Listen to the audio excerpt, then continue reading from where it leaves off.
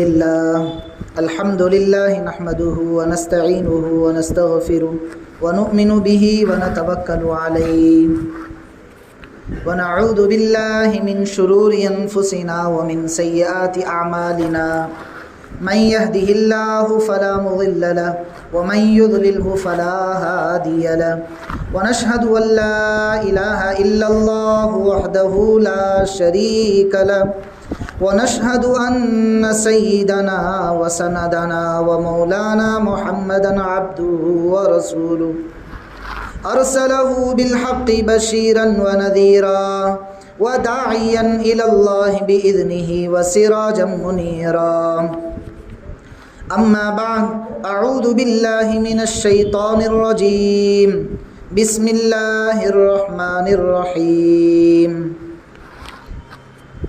وَإِذِ ابْتَلَى إِبْرَاهِيمَ رَبُّهُ بِكَلِمَاتٍ فَأَتَمَّهُنَّ قَالَ إِنِّي جَاعِلُكَ لِلنَّاسِ إِمَامًا وقال تعالى في مقام آخر لن ينال الله لحومها ولا دماؤها ولكن يناله التقوى منكم صدق اللہ العظیم۔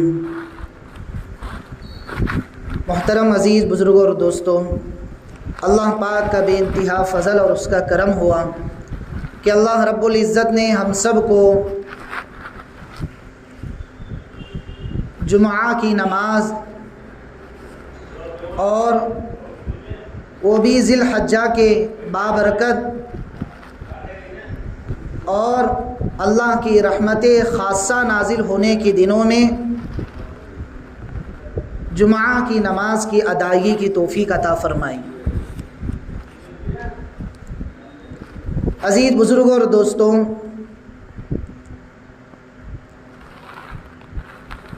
اللہ پاک نے دنیا میں انسان کو بطور امتحان کے لیے بھیجا ہے۔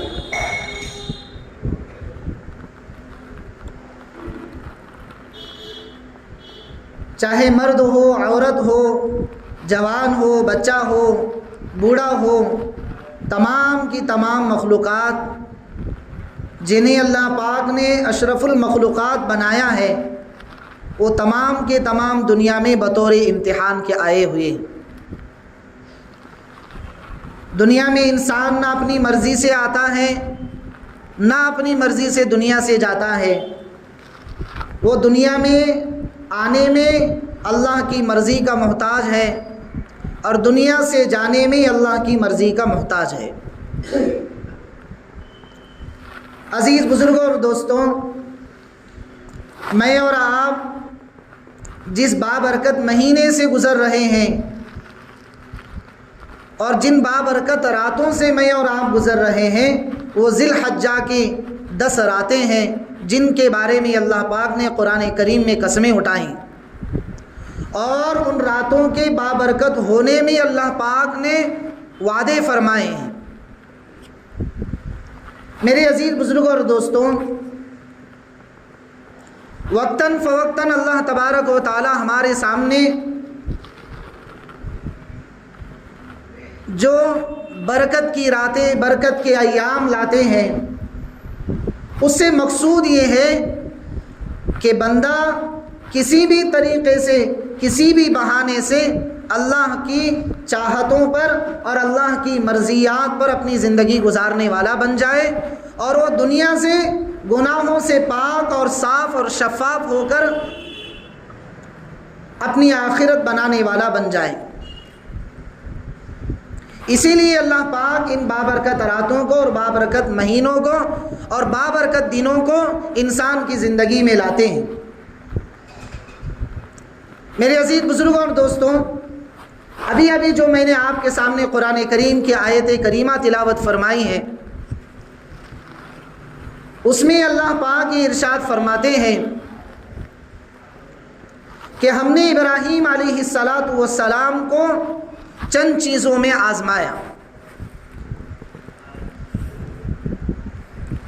اور ابراہیم علیہ السلام نے اس امتحان میں اور اس آزمائش میں پورا اتر گئے اور ان آزمائشوں اور امتحان کو پورا کر کے دکھایا۔ دوسری آیت کریمہ میں نے آپ کے سامنے جو پڑھی ہے اس میں اللہ تبارک و تعالیٰ ارشاد فرماتے ہیں لن ینال اللہ لحومها ولا دماؤها ولکن ینالہ التقوی منکم۔ اللہ تبارک و تعالیٰ کی ذات کے خاطر جس طرح کی بھی قربانی دنیا میں دی جاتی ہے، جس طرح کی بھی قربانی اللہ کے لیے پیش کی جاتی ہے، وہ حقیقت میں اللہ کو اس سے کوئی گوشت مقصود نہیں ہوتا ہے، اللہ کو اس جانور کا کوئی خون مقصود نہیں ہوتا ہے۔ حقیقت میں اللہ تبارک و تعالی ہمارے دلوں کے حال کو جانتے ہیں اور یہ دیکھنا چاہتے ہیں کہ میرا بندہ اور بندی میری بتائی ہوئی شریعت اور میری نازل کی ہوئی شریعت اور میرے نبی کی سنتوں پر کس طرح سے عمل کرنے والے بنیں گے، اس طریقے کو اللہ پاک دیکھنا چاہتے ہیں۔ اس لیے اللہ پاک نے کہا لن ینال اللہ لحومها ولا دماؤها، ہمارا خون، ہمارا گوشت جو ہم جانوروں کی شکل میں ذبح کرتے ہیں اس سے اللہ تبارک و تعالیٰ کو کوئی فائدہ نہیں ہے، ولکن ینالہ التقوی منکم، اللہ تبارک و تعالیٰ ہمارے دلوں کے حال کو اور ہماری تقوی والی زندگی کو دیکھنا چاہتے ہیں۔ میرے عزیز بزرگوں اور دوستوں، حقیقت حال یہ ہے کہ ایام ذی الحج اور حج کے جو ایام میں اور آپ گزار رہے ہیں یہ حقیقت میں اللہ کے نزدیک بڑی بابرکت ایام ہیں۔ اللہ کے یہاں ان ایام کی بڑی قدردانی ہے۔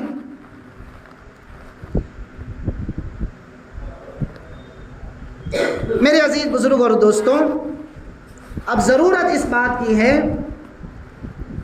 کہ جو اللہ تبارک و تعالیٰ کائنات کے نظام کو بنانے والے ہیں، دن اور رات کو لانے والے ہیں، سورج کو وقت پر نکالنے والے ہیں اور وقت پر ڈبونے والے ہیں، چاند کے اندر ٹھنڈک لانے والے ہیں اور سورج میں گرمی لانے والے ہیں، اور ہواؤں میں ٹھنڈک اور کبھی گرمی لانے والے ہیں، وہ اللہ تبارک و تعالیٰ ان ایام کو ہماری زندگیوں میں بھیج کر یہ دیکھنا چاہتے ہیں کہ میرے بندے اور بندی زندگی کے اس لمحوں میں کس طرح اپنے امتحان میں کامیاب ہو کر مجھے راضی کرنے والے بن جائیں۔ حقیقت میں میرے عزیزوں، ہماری قربانیوں سے مقصود، ہمارے جانور کے ذبح کرنے سے مقصود اللہ تبارک و تعالیٰ کو نہ گوشت پہنچتا ہے نہ خون پہنچتا ہے، بلکہ اللہ تبارک و تعالیٰ کے یہاں ہمارے دلوں کا امتحان ہوتا ہے۔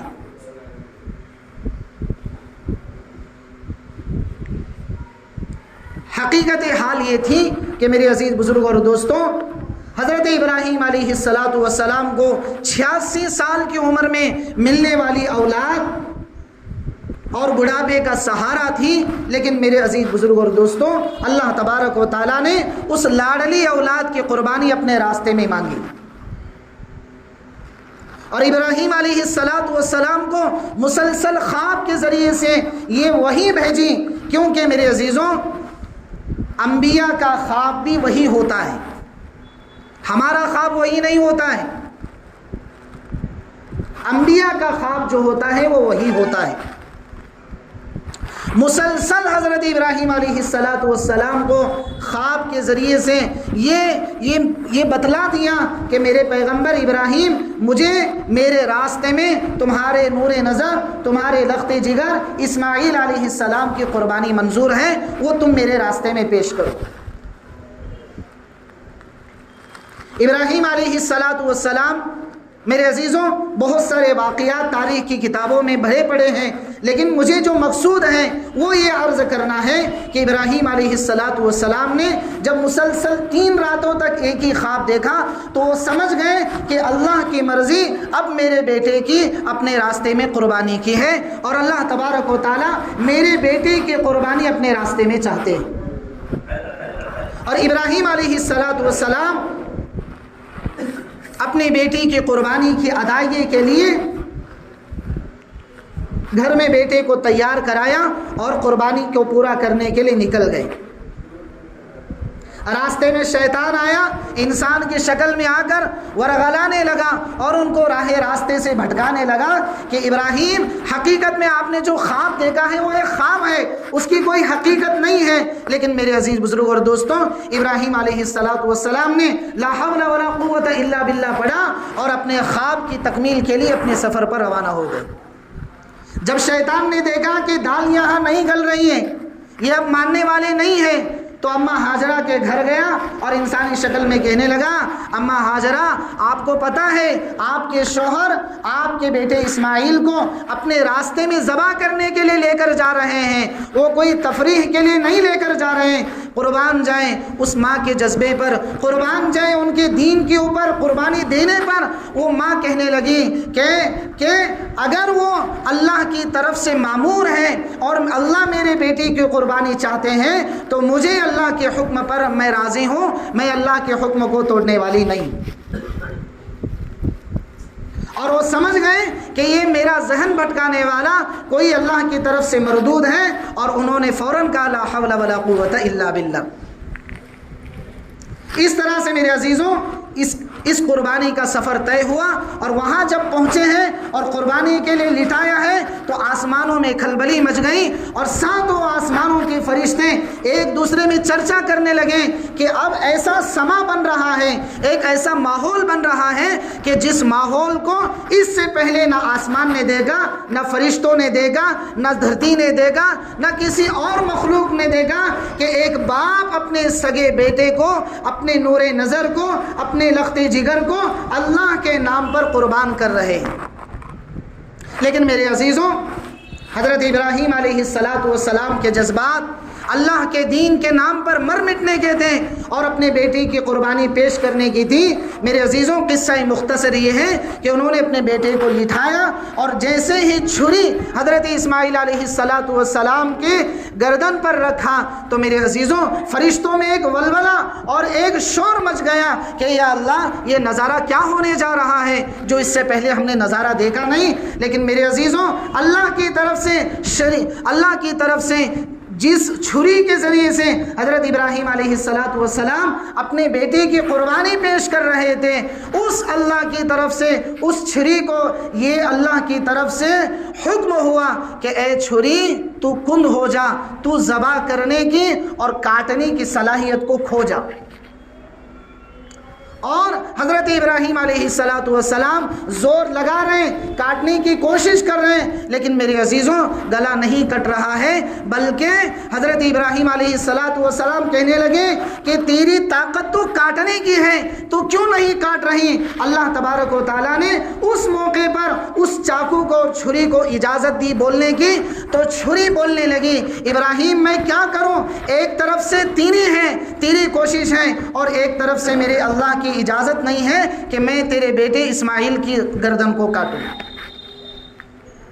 اور میرے عزیز بزرگ اور دوستوں، اتنے میں حضرت جبرائیل علیہ السلام جنت سے ایک دمبا لائے، جس کو حضرت اسماعیل علیہ السلام کی جگہ سے نکال کر اس دمبے کو لٹایا، اور اس وقت اس چھری نے اس دمبے کی قربانی پیش کی۔ اور یہی سنت آج میرے عزیزوں آج ہمارے اندر رائج ہے، جس کو ہم سنت ابراہیمی کہتے ہیں۔ کیا کہتے ہیں بھائی؟ سنت ابراہیم، کہ جس کو اللہ کے نبی صلی اللہ علیہ وسلم نے کہا کہ جو صاحب نصاب ہو، جس پر قربانی واجب ہو، اور وہ آدمی قربانی نہ کرتا ہو تو اس کو اجازت نہیں ہے کہ وہ ہماری عیدگاہ میں نماز پڑھنے کے لیے آ جائے۔ یعنی اللہ کے نبی صلی اللہ علیہ وسلم یہ بتلانا چاہ رہے ہیں کہ قربانی جس پر واجب ہے اور وہ قربانی جان بوجھ کر نہیں کر رہا ہے تو ایسے شخص کو عیدگاہ آنے کی اجازت نہیں ہے۔ یہ اللہ کے نبی صلی اللہ علیہ وسلم کہہ رہے ہیں، لم یصلی مصلانا، ہمارے نماز پڑھنے کی جگہ پر ایسا آدمی حاضر نہ ہو۔ اب میرے عزیز بزرگ اور دوستوں، ہمیں غور کرنا چاہیے کہ ہمارے اوپر سالہ سال سے قربانی واجب ہوتی آ رہی ہے، لیکن ہم جان بوجھ کر، ایک طبقہ ایسا بھی ہے کہ جو قربانی نہیں کرتا ہے، شادیوں میں بے تحاشا خرچ کریں گے، کھانے پینے پر ہزاروں قسم کے پیسہ خرچ ہوگا، لیکن جو واجب کی ادائیگی اللہ پاک نے قربانی کی شکل میں کی ہے اس کو جان بوجھ کر لوگ ادا نہیں کرتے۔ ڈپازٹ کے نام پر، بینکوں میں پیسوں کے رکھنے کے نام پر جو قربانی واجب ہو رہی ہیں، ان قربانیوں کو میرے عزیزوں آج امت کا اکثر طبقہ وہ مل رہا ہے جو واجب ہونے کے باوجود قربانی نہیں کر رہا ہے، اور اللہ کے ایک حکم کو جان بوجھ کر چھوڑنے والا بن رہا ہے۔ ایک مسئلہ آپ یاد رکھیں کہ ایک چیز معلوم نہ ہو اور اس کو نہ کیا جائے تو میرے عزیزوں ایک ہی گناہ ہوتا ہے۔ کیا ہوتا ہے؟ ایک ہی گناہ ہوتا ہے۔ اور ایک چیز معلوم ہے پھر بھی اس کو نہ کیا جائے تو جان بوجھ کر کسی شریعت کے عمل کو، چاہے وہ فرض ہو یا واجب ہو، چھوڑنا میرے عزیزوں آدمی کو کفر کے دروازے پر کھڑا کر دیتا ہے۔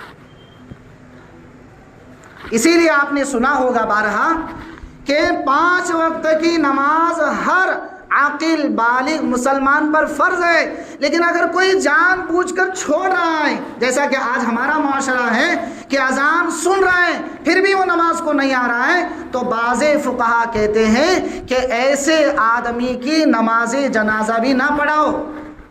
کیوں؟ فقہا لکھتے ہیں کہ یہ آدمی اب مسلمان نہیں رہا، وہ کافر ہو گیا۔ لیکن خیر امام ابو حنیفہ رحمۃ اللہ علیہ کہتے ہیں کہ ایسا آدمی کافر نہیں ہوتا ہے، بلکہ وہ اللہ کے ایک حکم کو چھوڑنے والا ہے اور اس کا دوہرا گناہ اس کو جہنم کی شکل میں برداشت کرنا پڑے گا۔ تو میرے عزیز بزرگوں اور دوستوں، ٹھیک اسی طریقے سے ہم پر اگر قربانی واجب ہے اور اگر ہم قربانی نہیں ادا کر رہے ہیں تو ہم اللہ کے حکم کا انکار کرنے والے بنیں گے، اور اللہ کے حکم کا انکار کرنا، اللہ کی قرآن کی آیتوں کو چھوڑنا، اس کا انکار کرنا آدمی کو کفر سے ملا دیتا ہے۔ تو اس لیے میرے عزیز بزرگوں اور دوستوں، مجھے آپ کے سامنے یہ عرض کرنا ہے کہ ہم اپنے مسائل کو حل یہ کریں اس شکل میں کہ ہم پوچھ پوچھ کر اپنی زندگی کے سفر کو گزاریں، ہم پوچھ پوچھ کر اپنے قربانی کے مسائل کو حل کریں۔ بعض مرتبہ دیکھنے میں یہ آتا ہے کہ شادیوں کے اوپر خرچہ کرنے کے لیے بعض مرتبہ لوگ پیسہ وہاں استعمال نہیں کرتے جہاں استعمال کرنا ہے، اور جہاں استعمال نہیں کرنا ہے ان موقعوں پر بے تحاشا پیسہ خرچہ کر کے اللہ کی نگاہ میں مجرم بنتے ہیں۔ اور جو بچہ اور بچی الوداع کر رہے ہیں یا لے کر آ رہے ہیں، بجائے ان کی زندگیوں میں خوشیاں آنے کے، بجائے ان کو اللہ نیک صالح اولاد دینے کے، وہ موجب کفر ہو جاتے ہیں، موجب سزا ہو جاتے ہیں، اور ماں باپ کی غلطیوں کی سزا بچے بھگتتے ہیں۔ یہ ایسا مارکیٹ میں چل رہا ہے۔ تو اس لیے میرے عزیزوں، ہم اپنے مسائل کو حل کرنے والے بنیں، ہم اپنے مسائل کو پوچھ پوچھ کر جان جان کر عمل کرنے والے بنے، تاکہ زندگی آسانی کے ساتھ ہم گزار سکیں۔ اب مسئلہ یہ ہو گیا ہے کہ ہم جن چیزوں کو وجوب کا درجہ دینا چاہیے، جن چیزوں کو فرض کا درجہ دینا چاہیے، جن چیزوں کو مستحب کا درجہ دینا چاہیے، جن چیزوں کو نوافل کا درجہ دینا چاہیے، اور جن چیزوں کو سنت کا درجہ دینا چاہیے، اکثر لوگ ان میں کوتاہی کرتے ہیں اور سنت کے درجے کو فرض دے دیتے ہیں، فرض کے درجے کو سنت قرار دے دیتے ہیں، اور واجب کے درجے کو فرض قرار دے دیتے ہیں، جس کی وجہ سے زندگی گزارنا لوگوں کے لیے مشکل بن گیا، اور لوگ فرض کو واجب، واجب کو فرض، فرض کی شکل میں سنت، سنت کی شکل میں نفل، نفل کی شکل میں مستحب، ایک دوسرے کو خلط ملط کر کے اپنی زندگی کو گزار رہے ہیں، اور اپنی ہی پیروں پر اپنے آپ ہی کلاڑی مار لے رہے ہیں، جس کی وجہ سے معاشرے کے اندر تعفن پھیل رہا ہے۔ تو میرے عزیز بزرگ اور دوستوں، ہم اپنے مسائل کو ہم خود حل کریں۔ تو سب سے پہلی چیز یہ ہمیں دیکھنی ہے کہ جو جانور ہم اللہ کے نام پر ذبح کر رہے ہیں، اس جانور میں فقہا نے کچھ شرائط لکھے، کچھ مسائل لکھے، اور وہ مسائل اور شرائط یہ ہیں کہ میرے عزیز بزرگ اور دوستوں کہ جو قربانی ہم اللہ کے نام پر دے رہے ہیں اس کے کتنے دن ہیں، یعنی کتنے دنوں تک ہم قربانی کر سکتے ہیں، کتنے دنوں تک ہم قربانی کر سکتے ہیں؟ تو 10، 11 اور 12 کتنی؟ 10، 11 اور 12 ذی الحج تک، 10 کی صبح صادق سے لے کر 12 کی غروب آفتاب تک ہماری قربانی درست ہو سکتی ہے۔ بھائی بات سمجھ میں آ رہی؟ یعنی اتنے وقت تک ہم اپنی قربانی کر سکتے ہیں، اس سے پہلے بھی درست نہیں، اس کے بعد بھی درست نہیں ہے۔ ہاں وہ جانور حلال ہو جائے گا لیکن قربانی ادا نہیں ہوگی۔ بات سمجھ میں آ رہی بھائی؟ اور دوسرا جو عام طور پر آج پوچھا جا رہا ہے مسئلہ، رات میں قربانی کرنا کیسا ہے؟ رات میں قربانی کرنا کیسا ہے؟ فقہاء نے رات کی قربانی کو کراہت کے ساتھ اجازت دی ہے۔ کیا کی ہے بھائی؟ یعنی رات میں قربانی ہو سکتی ہے لیکن مکروہ کے درجے میں ہوگی۔ کس کے درجے میں ہوگی؟ ہاں آگے فقہاء نے مسئلے کو تھوڑا کھول کے بتا دیا کہ اگر صحیح معنی میں روشنی کا اچھا انتظام ہے، صحیح معنی میں جانور کو مکمل طور پر حلال کرنے کا راستہ ہمارے سامنے ہے اور اندھیرا اتنا نہیں ہے، تو فقہاء کہتے ہیں کہ بکراہت قربانی کرنا درست ہے۔ رات کے وقت میں قربانی کرنا کیا ہے؟ درست ہے۔ اب ہم یہ بات سمجھتے ہیں کہ قربانی کے واجب ہونے میں کتنی چیزیں شرط ہیں، کتنی چیزیں شرط ہیں۔ ایک آدمی قربانی کر رہا ہے تو آیا اس پر قربانی مستحب ہے یا اس آدمی پر قربانی واجب ہے؟ تو نمبر 1 سب سے پہلے یہ ہو، قربانی کے واجب ہونے میں سب سے پہلی شرط ہے مسلمان ہونا۔ کیا ہونا بھائی؟ مسلمان ہونا۔ بہت سے غیر مسلم بھائیوں کو دیکھا جاتا ہے کہ وہ بھی قربانی کرتے ہیں لیکن ایمان نہ ہونے کی وجہ سے اس قربانی کا کوئی اعتبار نہیں ہوتا ہے اور وہ ذبیحہ، وہ جانور حلال ہونے کے بجائے ہمارے لیے کھانا حرام بن جاتا ہے۔ بات سمجھ میں آئی بھائی؟ تو قربانی کے واجب ہونے کی پہلی شرط کیا ہے؟ مسلمان ہونا۔ کیا ہونا؟ اور دوسری شرط ہے آزاد ہونا، کسی کا غلام نہیں ہونا۔ آزاد ہونا، کسی کا غلام نہیں ہونا۔ تیسری شرط ہے ایام قربانی میں مقیم ہونا، یعنی مسافر نہیں رہنا انہیں۔ ایک آدمی آزاد بھی ہے، مسلمان بھی ہے، لیکن وہ سفر کی حالت میں ہے۔ وہ کہاں ہے؟ سفر کی حالت میں نکلا ہوا ہے، تو اگرچہ وہ آزاد ہے، مسلمان ہے، صاحب نصاب بھی ہے اور اس پر قربانی واجب بھی ہے، لیکن سفر کی وجہ سے اس پر قربانی واجب نہیں ہوگی۔ کیا نہیں ہوگی؟ قربانی واجب نہیں ہوگی۔ معلوم یہ ہوتا ہے کہ جہاں آزاد ہو، مسلمان ہو، وہاں ساتھ میں مقیم بھی ہو، اپنے گاؤں میں رہنے والا بھی ہو۔ کتنی شرطیں ہوئی بھائی؟ 3 شرطیں ہوئی۔ کتنی؟ 3۔ اور چوتھی شرط ہے کہ جو دن قربانی کے چل رہے ہیں، جیسے 10، 11 اور 12، 3 دن چل رہے ہیں نا قربانی کے، تو ان 3 دنوں میں صاحب نصاب ہو۔ کیا ہو بھائی؟ صاحب نصاب ہو۔ اب صاحب نصاب کسے کہتے ہیں؟ اب ہماری ٹوٹلی عام زبان میں سمجھیں، جس پر زکوٰۃ واجب ہوتی ہے اس پر قربانی واجب ہوتی ہے۔ جس پر زکوٰۃ واجب ہوتی ہے اس پر کیا ہوتی ہے؟ قربانی واجب ہوتی ہے۔ اب زکوٰۃ کس کس پر واجب ہوتی ہے؟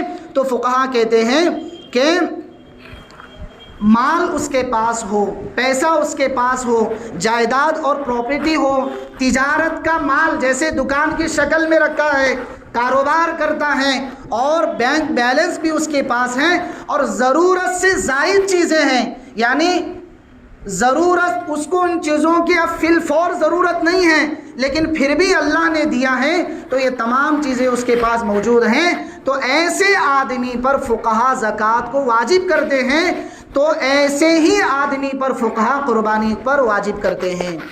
بات سمجھ میں آئی بھائی؟ اتنا قرضہ ہچا تو کیوں کرنا؟ تو ایک بات آپ یہ مسئلہ ذہن میں رکھیں، اگر کسی آدمی پر 5 لاکھ کا قرضہ ہے اور اس کے پاس فی الحال مال کی شکل میں 15 لاکھ روپے ہیں، تو 5 لاکھ کی وہ قرضہ ادا کرے اور 10 لاکھ میں وہ قربانی ادا کرے۔ بات سمجھ میں آئی بھائی؟ اور اسی طریقے سے زکوٰۃ کا بھی یہی مسئلہ ہے۔ بھائی بات سمجھ میں آ رہی ہے؟ موٹی موٹی زبان میں آپ کو میں نقل کر رہا ہوں، اور ساتھ میں یہ بات بھی یاد رکھیں کہ یہ تو شرائط قربانی ہو گئے، یعنی ان 4 چیزوں کے ہونے کی وجہ سے آدمی پر قربانی واجب ہو جاتی ہے۔ بات سمجھ میں آ رہی؟ اب ہر آدمی کی نوعیت اپنے آپ کو معلوم ہے کہ میں ان 4 چیزوں میں کس کیٹیگری میں فٹ ہوتا ہوں، تو وہ لوگ اپنی اپنی قربانی کی فکر کریں، جان بوجھ کر قربانی کو نہ چھوڑیں۔ اب ایک مسئلہ یہ ذہن میں رکھیں کہ قربانی کی قضا ہو سکتی ہے، جیسا کہ نماز کی قضا ہوتی ہے۔ بھئی نماز کی قضا ہوتی ہے کہ نہیں؟ تو کیا قربانی کی قضا بھی ہو سکتی ہے؟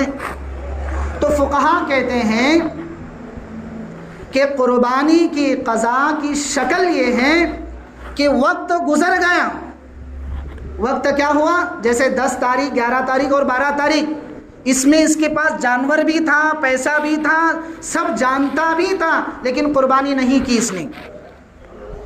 یہ سب کچھ تھا، قربانی نہیں کی اور وقت گزر گیا، تو اب اس پر یہ لازم ہے کہ جو جانور اس کے پاس موجود ہے اس جانور کو مکمل طور پر صدقہ کر دینا۔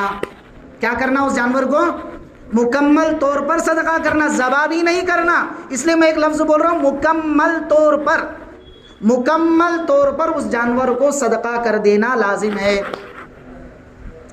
اب وہ جانور نہیں ہے اس کے پاس، لیکن پیسہ اس کے پاس موجود ہے، وہ سب کچھ معلوم ہے، لیکن پھر بھی قربانی نہیں کر رہا ہے، تو اب وقت کے گزر جانے کی وجہ سے اس جانور کے بقدر اتنا پیسہ صدقہ کر دینا غریبوں پر لازم ہے۔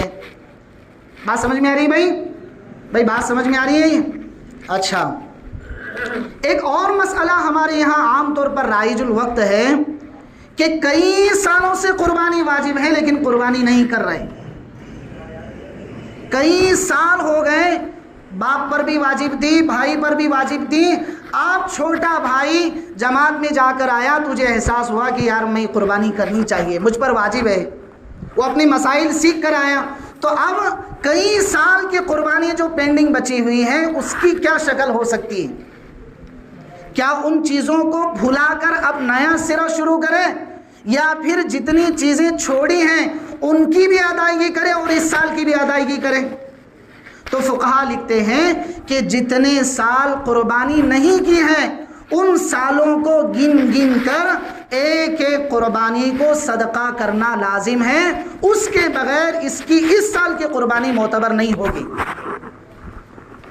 بھائی بات سمجھ میں آ رہی؟ جتنے سال کی قربانی باپ نے نہیں کی اور باپ نے وصیت کر کے مرا ہے کہ میں تو قربانی نہیں کر سکا لیکن اب تو قربانی کر، تو میرے عزیزوں فقہا لکھتے ہیں کہ اب باپ کی وصیت کو پورا کرنا بھی بیٹے پر واجب ہے۔ بات سمجھ میں آ رہی؟ مسئلہ سمجھ میں آ گیا؟ کئی سال کے اسٹاک قربانی بھی اس کی ادائیگی ہر آدمی پر واجب ہے جس نے کئی سال سے قربانی نہیں کی ہے۔ اب یہ تو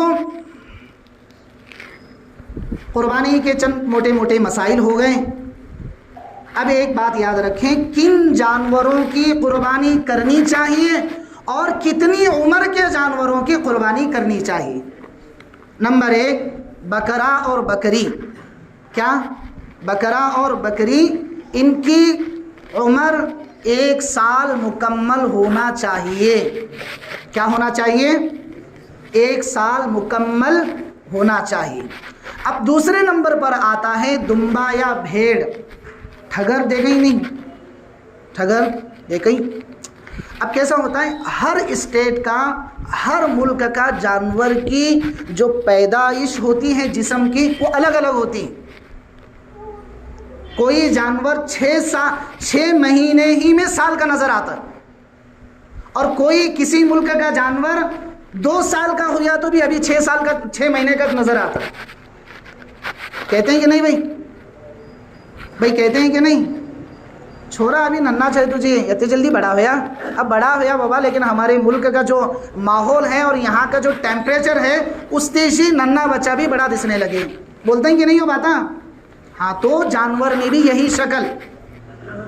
اگر دمبا ہے یا بھیڑ ہے ہمارے پاس اور انہیں ہے 6 مہینے کا، لیکن دور سے دکھنے میں یوں لگتا ہے کہ انہیں برس کا 2 برس کا ہے، 12 مہینے کا ہے، 16 مہینے کا ہے، 17 مہینے کا ہے، تو فقہا لکھتے ہیں کہ پھر ایسے دمبے اور بھیڑ کی قربانی بھی جائز ہے، اگرچہ اس پر سال نہیں ہوا، اگرچہ اس پر سال مکمل نہیں ہوا. یہ کتنی چیزیں ہوئی؟ 2. اور تیسرے نمبر پر ہے بھینس. اور بھینس کی جتنی بھی شکلیں ہیں دنیا میں، وہ جو گوشت پیر کو اور جمعہ کو جو گوشت لاتے ہیں ان کو اس میں مہارت رہتی ہے. وہ پہچانتے ہیں کہ گوشت کٹی کا ہے، کہ اس کا ہے، کیا اس کا ہے، کہ اس کا ہے، وہ برابر پہچانتے ہیں. تو فقہا لکھتے ہیں کہ اگر بھینس ہے اور بھینس کی تمام قسمیں ہیں، بھینس کی تمام قسمیں ہیں، تو فقہا لکھتے ہیں کہ ان کا 2 سال مکمل ہونا ضروری ہے. کتنا بھائی؟ 2 سال مکمل ہونا کیا ہے؟ ضروری ہے. اب اس کے اوپر آتا ہے اونٹ کی قربانی. کس کی؟ تو اونٹ کی قربانی میں کم سے کم 5 سال مکمل ہونا اونٹ کے واسطے شرط ہے. کتنے بھائی؟ 5 سال. کتنی چیزیں ہوئیں؟ بکرا اور بکری میں 1 سال مکمل ہونا، دمبا اور بھیڑ میں 6 مہینے کا ہے لیکن نظر 1 سال کا آنے لگے تو بھی اس کی جائز. اور بعض مرتبہ ایسے بکرے مارکیٹ میں آنے لگیں چائنیز فوڈ کھا کو کہ انہوں ہیں 6 مہینے کے لیکن دکھتے ہیں 12 مہینے کے، 13 مہینے کے، 14 مہینے کے، 15 مہینے کے. تو اب ان کا مسئلہ کیا؟ بات سمجھ میں آ رہی کہ نہیں؟ آج کل ایسا اناج پکنے لگے مارکیٹ میں کہ جیسا بوائلر مرغی 40 دن میں بڑی ہونے لگی ہے، تو بکرا بھی 6 مہینے کا بکرا برس کا نظر آنے لگے. ہے کہ نہیں آج کل؟ تو فقہا اس کے بارے میں بھی لکھتے ہیں کہ یہ بکرا اور بکری بھی بھیڑ اور دمبے کے حکم میں آتے ہیں. تو کیا کہ دور سے اگر نظر آنے لگے بکرا کہ انہیں برس کا ہوئے با، تو اس کی اگر حالانکہ اس کی عمر 6 مہینے کی ہے، ہاں، تو اس کی قربانی بھی جائز ہے. کل ایک صاحب فون لگائے پوچھ رہے تھے کہ بھائی دانت لگنا شرط ہے کیا؟ وہ دانت دیکھتے ہیں تو جو دلالی کا کام کرتے ہیں مشہور رہتا ہے، اس میں دانت دیکھو پہچانتے ہیں. تو فقہا لکھتے ہیں کہ دانت کی شرط اللہ قرآن کریم میں اور حضور اکرم صلی اللہ علیہ وسلم کی سنتوں میں اور احادیث میں کہیں نہیں ملتی. دانت کی جو شکل ہے نہیں وہ کاروباری لوگ اپنی طرف سے ایجاد کریں.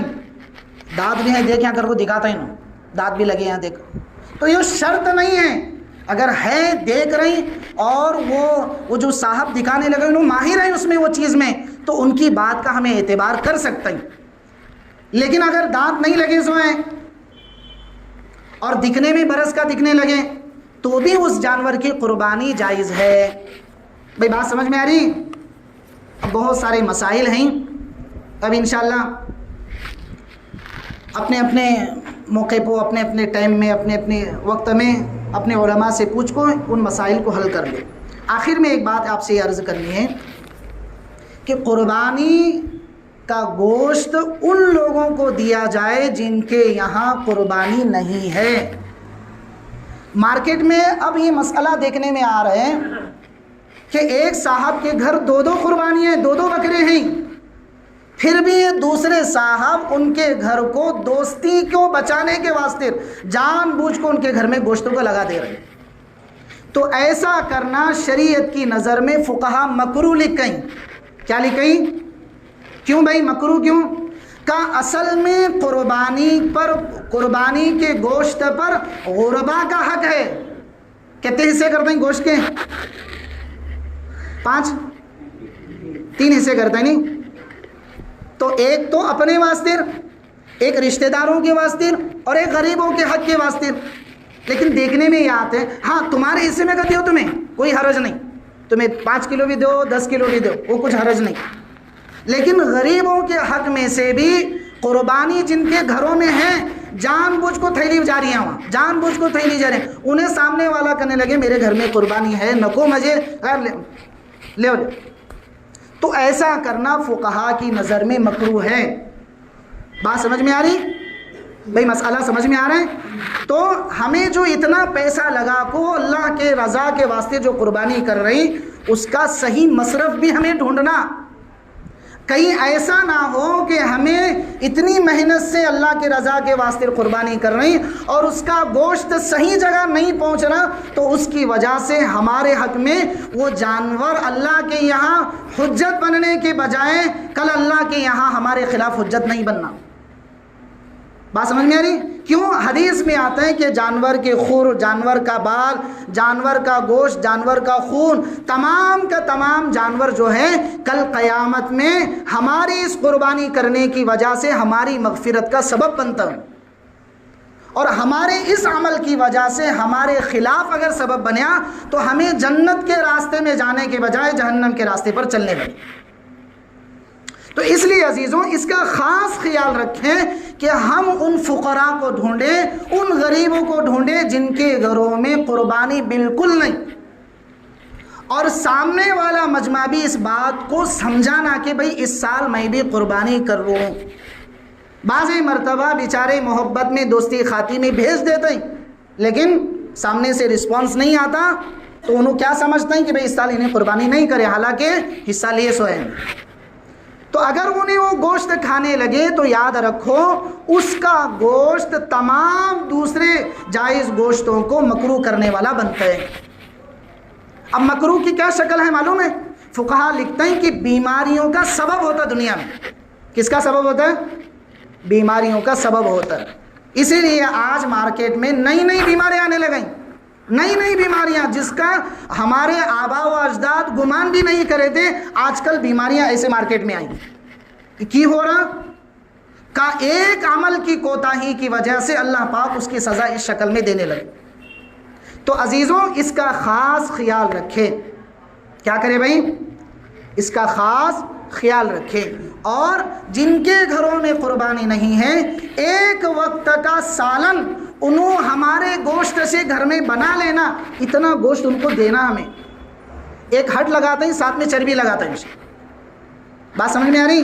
تو ایسا کرنا جائز نہیں ہے، ان کا حق ہے۔ اب ہمیں اسے توڑتے گنتے وہ اپنا وقت وہاں استعمال کرنے والے بنتے۔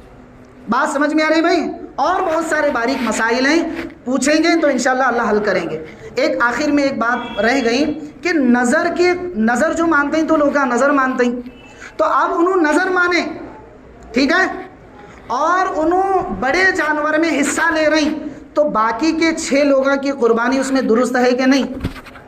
مسئلہ سمجھ میں آ رہے ہیں؟ کہ یہ مسئلہ تمہارے سامنے رکھنا بولے تو نظر کا گوشت جو ہے نہیں، نظر کی قربانی جو رہتی ہے وہ مالداروں کو اس کا گوشت چلتا نہیں۔ بات سمجھ ہو؟ سید خاندان جو رہتا ہے، حضور کا جو خاندان رہتا ہے، اس خاندان کو بھی نظر کا گوشت چلتا نہیں۔ بات سمجھ میں آ رہی؟ بہت سارے غریب متوسط درجے کے رہتے ہیں، نہ زیادہ غریب نہ زیادہ مالدار، بیچ کے رہتے ہیں، ان لوگوں کو بھی نظر کا گوشت نہیں چلتا۔ اب یہ صاحب اپنے دل میں نظر کی نیت کریں قربانی میں، اور وہ بیچارے 6 کے 6 قربانی کی نیت کریں اور انہیں نظر کی نیت کریں، تو کیا ان کے باقی کے 6 لوگوں کی قربانی ہوتی ہے؟ تو فقہا اس میں یہ لکھتے ہیں کہ جو صاحب نظر کی نیت کر کو حصہ لے رہے ہیں انہوں پہلے ایڈوانس بولنا کیا، میں نظر کی نیت سے حصہ لے رہا ہوں، یہ بات پہلے بولنا انہوں. اور جب قربانی ہو جاتی ہے تو تقسیم کے وقت میں ساتوں کے ساتوں حصے تول کو دینا. اگر نظر والے کے گوشت کا یتا ٹکڑا بھی ہمارے حصے میں آیا، یعنی 6 جنہ کے حصے میں آیا، تو ان کا سارا گوشت حرام ہوتا ہے. کیا ہوتا ہے گوشت؟ اس کا کھانا حلال نہیں ہے ہمارے واسطے. بات سمجھ میں آ رہی ہے بھائی مسئلہ سمجھ میں آیا کہ گردانہ نہیں ہلا رہے؟ کیا نہیں سمجھ میں؟ اب تم نے ایک بات بھی بولوں، یہ مسئلے یہاں سے بولو گا تو نہیں ہوتا، پرائیویٹ بیٹ کو حل کرنا پڑتا ہے. بس میں گئی ہر باریک چیز یہاں سے حل نہیں ہوتے، کرنے میں موٹے انداز میں تم نہ سمجھا رہا ہوں. اور ایک بات عام طور پر یہ دیکھنے جا رہا ہے، پان گٹکا تمباکو پکڑ کو قربانی کر رہے ہیں. کیا؟ پان گٹکا تمباکو منہ میں ایسا پکڑے رہتے ہیں کہ ان کو بسم اللہ اللہ اکبر کنے بھی منہ میں سے آواز نہیں آتی. تو کیا ایسے لوگوں کی قربانی جائز ہے؟ فقہا کہتے ہیں کہ جتنے لوگ جانور کو پکڑیں اور جتنے لوگ چھری پر ہاتھ رکھیں، سب پر تکبیر کہنا واجب ہے. کیا واجب ہے بھائی؟ تکبیر کہنا کیا ہے؟ واجب ہے. اگر بہت خطرناک مسئلہ ہے، دیکھو کتنا باریک ہے. اگر کوئی آدمی پان کے تمباک کے گٹکے کے نہ پھینکو، منہ میں بول کو انہیں وہاں جانور ذبح کرنے لگے، تو جتنے لوگ اس کے ساتھ میں شریک ہیں ان کی تمام کی قربانی اس ایک آدمی کی وجہ سے قربانی ادا نہیں ہوتی. دوسرا جانور لا کو قربانی کرنا واجب ہے. تو جو کھسایاں ہمارے پاس آتے ہیں یا جو پکڑنے والے رہتے ہیں، ذرا خاص خیال رکھے ایسے لوگوں کا کہ ان کے منہ میں پان تمباک گٹکا جو بھی ہیں.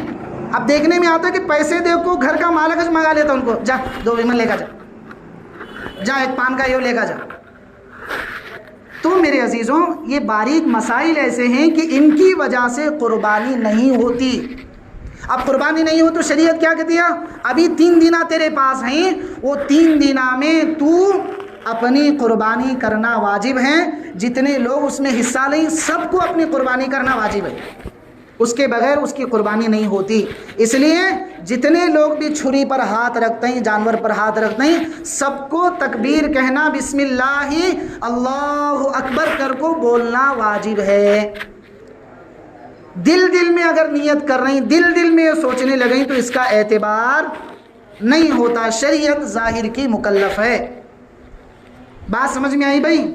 اللہ تعالیٰ کہنے سننے سے زیادہ ہمیں عمل کی توفیق عطا فرمائے. جی اچھا، یہ مسئلہ بھی سامنے رکھنے کا تھا کہ بھئی اب قربانی کے دن 2 دن میں اللہ تعالیٰ قربانی کے ایام لا رہے ہیں، تو ہمیں قربانی کے گوشت کو تقسیم کرنے میں ذرا احتیاط کرنا. کیا کرنا جی؟ بچوں کے ہاتھ میں دیتے ہیں گوشت. بعض جگہ دیکھنے میں آتے ہیں کہ مستورات لے کو پرات لے کو پھرتا ہیں، تو یہ تمام چیزیں کیا ہیں؟ شریعت کے خلاف ہیں. تو ایسا ہمیں آدمی چننا کہ ہمارا گوشت صحیح سلامت جا کو جس تک پہنچنا ہے وہاں تک پہنچنا. صفائی کا خاص خیال رکھنا ہمیں. بات سمجھ میں آ رہی؟ تھیلی میں بعض مرتبہ گاڑی کو اٹکاتے ہیں اور گاڑی مارتے رہتے ہیں اور نیچے چینے کا چیتے رہتا ہے، تو وہ بھی شریعت مکروہ لکھتی ہے. اسے کیا لکھتی ہے بھائی؟ مکروہ لکھتی ہے. تو تمام چیزیں جو دوسروں کی تکلیف کا سبب بنتی ہیں وہ تمام چیزیں شریعت کی نظر میں حرام ہیں. تو ہمیں ایک سنت پر عمل کرنے کے واسطے حرام کا ارتکاب نہیں کر سکتے. بات سمجھ میں آئی؟ تو کیا کرو، ذرا احتیاط سے گوشت کو تقسیم کرو. اور